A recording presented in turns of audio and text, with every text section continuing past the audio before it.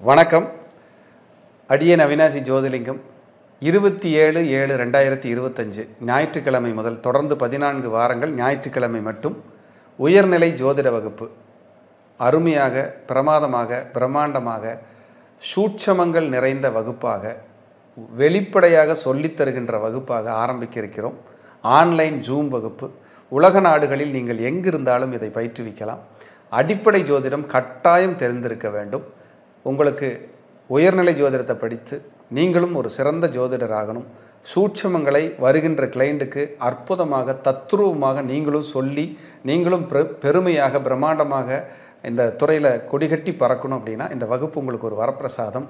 தவறாமல் கலந்து கொள்ளுங்கள். கீழ்கண்ட நம்பருக்கு முன்பதிவு நடைபெற்று கொண்டிருக்கிறது.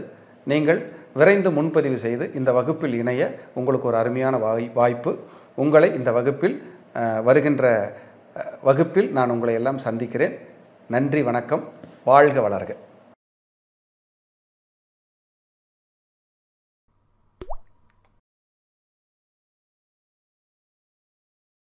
வணக்கம். மந்த்ரா டிவி அன்பர்களுக்கு என் அன்பான வணக்கம். தொடர்ந்து இந்த சேனலுக்காக நீங்கள் கொடுத்து வருகின்ற ஆதரவிற்கு கோடான கோடி நன்றி. தொடர்ந்து இந்த சேனலை பாருங்க. இதில் வருகின்ற கருத்துக்கள், ஜோதிட பதிவுகள், ஜோதிட கருத்துக்கள் உங்கள் வாழ்விற்கு ஒரு வெளிச்சமாக நிச்சயமாக அமையும். தொடர்ந்து ஆதரவு தாருங்கள், பாருங்கள். இன்னைக்கு பார்க்க இருக்கிற தலைப்பு, வில்லங்க சொத்துக்கள் யாருக்கு அமையும்? சொத்து வாங்கினதுக்கு அப்புறம் நிறைய பேர் கஷ்டப்பட்டு போராடி வழக்கு தொடுத்து மன நிம்மதி இழந்து நெருக்கடிகளை சிக்கி தவிக்கிற எல்லாருக்கும் இந்த பதிவு முக்கியமான பதிவாக, தேவைப்படுற பதிவாக இருக்கும். இனி வர்றவங்களும் அவேர்னஸாக இருக்கணுங்கிறதுக்காக இந்த பதிவு. இது ஒரு முறைக்கு 2 முறை கேளுங்க. ஜாதகத்தில் சொத்துக்கள், இடம், நிலம், வீடு, வாகனம், சொத்து, சுகம், இது இருக்கணும் அப்படின்னா உங்களுக்கு 4ஆம் பாவம், 4ஆம் பாவ அதிபதி செவ்வாய், சுக்கிரன், இந்த 4ம் பலமா இருக்கணும். இந்த 4ல் 2 கெட்டாலும் கண்டிப்பா மன நிம்மதி கெடும். சொத்துக்களால ஏதேனும் நெருக்கடிகள் வரும். இதுல 4ஆம் அதிபதி ஆட்சி உச்சம் பெறுவது, 4ஆம் அதிபதி திரிகோணாதிபதியோடு சேர்ந்து இருப்பது முதல் தர யோகம். ஒரு ரிஷப லக்னம் சூரியனும் புதனும் சேர்ந்திருக்காங்க சிம்மத்திலேயே. அப்ப சிம்மத்துல சூரியன் ஆட்சி, அவர் ஒரு கேந்திராதிபதி. புதன் கூடியிருக்காரு, அவர் ஒரு திரிகோணாதிபதி. அப்போ ஒரு கேந்திராதிபதியும் திரிகோணாதிபதியும் 4ஆம் இடத்துல கூடி நின்று இருந்தாலே பலம்தான். நீங்க சொத்துக்கள் வாங்கினா அது பயனுள்ள சொத்துக்களா, அடுத்த லெவலுக்கு போற சொத்துக்களா தான் அமையும்.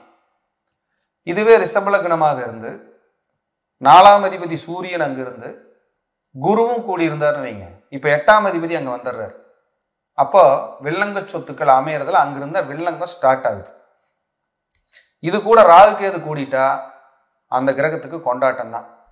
அந்த சொத்தை வாங்க வச்சு அந்த ஜாதகரை கொண்டு அளக்களிக்கிறதுல தெளிவா இருக்கும். இப்ப என்ன சொல்லலாம் அப்படின்னா, உங்க 4ஆம் அதிபதி முதல்ல யாருன்னு பாருங்க. எந்த லக்னமா இருந்தாலும் உங்கள் 4ஆம் அதிபதி யாருன்னு பாருங்க. அந்த 4ஆம் அதிபதி உங்க ஜாதகத்துல 6, 8, 12ல மறையக்கூடாது. அப்படி ஒருவேளை மறைஞ்சிருந்து குரு பார்த்தா 50% காம்ப்ரமைஸ். 4ஆம் அதிபதி நீசமோ அஸ்தங்கமோ வக்ரமோ அடையக்கூடாது. இது 2வது விதி. 3வது விதி, 4ஆம் அதிபதியோடு பாதகாதிபதியோ அஷ்டமாதிபதியோ 6ஆம் அதிபதியோ தொடர்பு கூடவே கூடாதுங்க. 6ஆம் அதிபதி தொடர்புனாலதான் வழக்கு வர்றது. 8ஆம் அதிபதி தொடர்றதுனாலதான் வில்லங்க சொத்துக்களை அமையிறது. அதே போல பாதகாதிபதி அமர்ந்துட்டா சொத்து வாங்கினதுக்கு அப்புறம் பிரச்சனை. சொத்து வாங்கிட்டோம், அதுக்கப்புறம் ஒரு 4 வருஷம் 5 வருஷம் 10 வருஷம் கழிச்சு ஒரு வில்லங்க சொத்து அதுல பிரச்சனை பண்ணிட்டு வர்றாங்கன்னா அங்க பாதகாதிபதி டிராவல் பேக் எண்ட்ல இருப்பார். அப்போ உடனே வில்லங்க சொத்துன்னு நம்ம கண்ணுக்கு காட்டி வழக்கு தொடுக்க வச்சு போராட வைக்கிற வேலையை 6, 8 அதிபதிகள் செய்யறாங்க. பாதகாதிபதி அந்த சொத்தோட பேக் எண்ட்ல இருந்தாருன்னா நாள் கழிச்சு அந்த சொத்துல தொந்தரவு இருக்குங்கிறத காட்டுறாங்க. இப்போ ஒருத்தர் சொத்து வாங்கினதுக்கு அப்புறம் ஒரு 10 சென்ட் வாங்கிடுறாருன்னு வைங்க. ஒருத்தர் இடம் வாங்கினதுக்கு அப்புறம் அந்த 4ஆம் அதிபதி அவருக்கு பாதகாதிபதி மேல, பாதகாதிபதி நட்சத்திரத்தில் இருக்கார். அவர் சொல்றார், இந்த சொத்து வித்தாச்சு, சந்தோஷம், நல்லா இருக்குன்னு சொல்லி முடிச்சு பத்திரம் கைக்கு வந்ததுக்கப்புறம் இந்த இடத்துல ஒரு ரோடு ப்ரொபோசல் ஒன்று இருக்கு உங்க இடத்த ஒட்டி, அது ஃபியூச்சர்ல வந்தாலும் வரும் அப்படிங்கிறார். சொத்து வாங்கினவருக்கு எப்படி இருக்கும்? 10 வருஷம் கழிச்சு, 20 வருஷம் கழிச்சு, ஃபியூச்சர்லங்கிறார். அப்போ அவருக்கு 4ஆம் அதிபதி பாதகஸ்தானத்தோட ஸ்டார்ல நிற்கிறார், பாதகாதிபதி ஸ்டார்ல நிற்கிறார். அப்போ ஒருவருக்கு 4ஆம் அதிபதி பாதகாதிபதி கனெக்ட் ஆச்சுன்னா வில்லங்கம் ஃபியூச்சர்ல இருக்கா, இந்த மாதிரி தொந்தரவு வருவாங்கிறத நீங்க அனலைஸ் பண்ணி வாங்குறது சேஃபர் சைடு. அதே போல செவ்வாயோ சுக்கிரனோ 4ஆம் அதிபதியோ ராகு கேது தொடர்பு இல்லாம, அஷ்டமாதிபதி பாதகாதிபதி தொடர்பு இல்லாம இருந்தாலே வில்லங்க சொத்து அமையாது. சார் வில்லங்க சொத்தே இல்லை, நல்லா தான் இருக்கு, ஒன்றும் பிரச்சனை இல்லை அப்படின்னா பக்கத்துல இடம் இருக்கு இல்லைங்க, அந்த வீட்டுக்காரங்களாவது டிஸ்டர்ப் பண்ணிட்டு இருப்பாங்க. என் இடத்துக்கிட்ட ஒரு அடி உங்களது, ஏன் ஒரு அடி என்னோட இடம் அப்படிங்கிற மாதிரி பிரச்சனையாவது அட்லீஸ்ட் அது நடத்தாம போகாது. இதெல்லாம் நான் மேற்சொன்ன ரூல் என்னவோ அதை ஒட்டியே டிராவல் ஆயிட்டு இருக்கும். அப்போ புதன் தான் காலி நிலங்களுக்கு அதிபதி. சனி தரிசு நிலங்களுக்கு அதிபதி. செவ்வாய் செம்மண் பூமி. சுக்கிரன் தோட்டம் துறவோட இருக்கிற பூமி. தோட்டம், காடு, தென்னை மரம், தண்ணி வசதி, மாடு வச்சு பால் கறக்கிறேன், ஆர்கானிக்னு போட்டிருக்கேன், இதெல்லாம் இருந்தால் சுக்கிரன் இருப்பார். விவசாயம் பண்ணணும், வாங்கின பூமியில் நீங்கள் விவசாயம் பண்ணணும்னா செவ்வாய் சந்திரன் காம்பினேஷன் வேணும். அப்போ உங்கள் கிரகம் சம்மதிச்சா மட்டும்தான் நீங்கள் ஒரு இடம் வாங்குறீங்க, வீடு கட்டுறீங்க, நிலம் வாங்குறீங்கன்னா அதில் வில்லங்க இல்லாமல் நீங்கள் டிராவல் பண்ண முடியும்.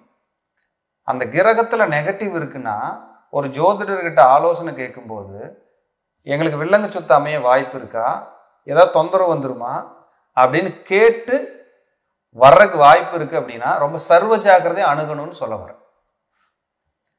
இது ஒரு அவேர்னஸ், எச்சரிக்கை பதிவு. நீங்க இதெல்லாம் எத்தனை பேர் பாக்குறீங்களோ அவங்க உங்களுக்குள்ள ஒரு குடுப்பினைன்னு நான் சொல்லுவேன். ஏன்னா உங்க ஜாதகத்துல இருக்கிற அவ்வளவு தலை சிறந்த ரகசியங்களே எடுத்து பேசிட்டு இருக்கேன். ஒரு ஜாதகத்துல ரூல் 99 இல்லை, 101 இல்லை, 100% கரெக்டா இருக்கணும் பேசுற பேச்சு. அப்படின்னா உங்க ஜாதகத்தை எடுத்து வச்சு பார்த்தா கரெக்டுப்பா, நமக்கு தொந்தரவு இருக்கே, ஒரு சொன்ன ரூல் ஆப்டா இருக்கு அப்படின்னு நீங்க நினைக்கணும். அதைத்தான் இந்த வீடியோவா பேசணும். ஸோ உங்களுக்கு இந்த பதிவுல உங்க ஜாதகத்தையும் நீங்க ஆய்வு பண்ணிக்கலாம், ஜோதிட இடத்துலையும் காட்டிக்கலாம். இந்த மாதிரி வில்லங்க சொத்து வரும்போது வில்லங்க சொத்து அமையுமாங்கிறது உங்க ஜாதகத்திலேயே இருக்கும். நான் சொத்து வாங்கினதுக்கு அப்புறம் வளர்ச்சி அடைவேனா அப்படின்னா உங்க 4ஆம் அதிபதியோட 5ஆம் அதிபதியோ 9ஆம் அதிபதியோ கனெக்ட் ஆயிடுச்சுன்னா, அல்லது 2ஆம் அதிபதி கனெக்ட் ஆயிடுச்சுன்னா நீங்க சொத்து வாங்கினதுக்கு அப்புறம் தலை சிறந்த வளர்ச்சி அடைவீர்கள். இதுல எந்த மாற்றமும் கிடையாது. 2, 5, 9, 11 அந்த 4ஆம் அதிபதியோடவோ செவ்வாயோடவோ சுக்கிரனோடவோ கனெக்ட் ஆயிடுச்சுன்னா நீங்க வளர்ச்சியோட உச்சத்தை தொடுவீங்க. அந்த சொத்து வாங்கின ஜெயிச்சேன்னு சொன்னா இந்த ரூல் அங்க இருக்கும். இதை நீங்க அப்ளை பண்ணுங்க, நிச்சயமா உங்களுக்கு ஒரு பெரிய பிரயோஜனமா பயனுள்ளதா இருக்கும் என்று சொல்லி இன்னும் நிறைய விஷயங்கள் கொடுக்கலாம் இந்த சேனல்ல. தொடர்ந்து பாருங்க, மறக்காம இந்த சேனலை சப்ஸ்கிரைப் பண்ணுங்க. என்ன காரணம்னா நான் சொல்ற விஷயம் உங்க ஜாதகத்துக்கு ஏதாவது ஒரு ரூலாவது மேட்ச் ஆகுது, அடுத்தவங்களுக்கு ஷேர் பண்ணுங்க. பார்த்தாங்கன்னா கரெக்ட் அப்படின்னு சொல்லி ஒரு விழிப்புணர்வு அவங்க ஜாதகத்துல சரியாக இயங்குறதுக்கு அது சப்போர்ட் பண்ணிடும். மீண்டும் ஒரு நல்ல பதிவிலை சந்திக்கிறேன். அதுவரை உங்களிடமிருந்து தற்காலிகமாக விடைபெறுவது அவினாசி ஜோதிலிங்கம். நன்றி, வணக்கம், வாழ்க வளமுடன். தொடர்ந்து இந்த சேனலுக்காக நீங்கள் கொடுத்து வருகின்ற ஆதரவிற்கு கோடான கோடி நன்றி. தொடர்ந்து இந்த சேனலை பாருங்க. இதில் வருகின்ற கருத்துக்கள், ஜோதிட பதிவுகள், ஜோதிட கருத்துக்கள் உங்கள் வாழ்விற்கு ஒரு வெளிச்சமாக நிச்சயமாக அமையும். தொடர்ந்து ஆதரவு தாருங்கள், பாருங்கள்.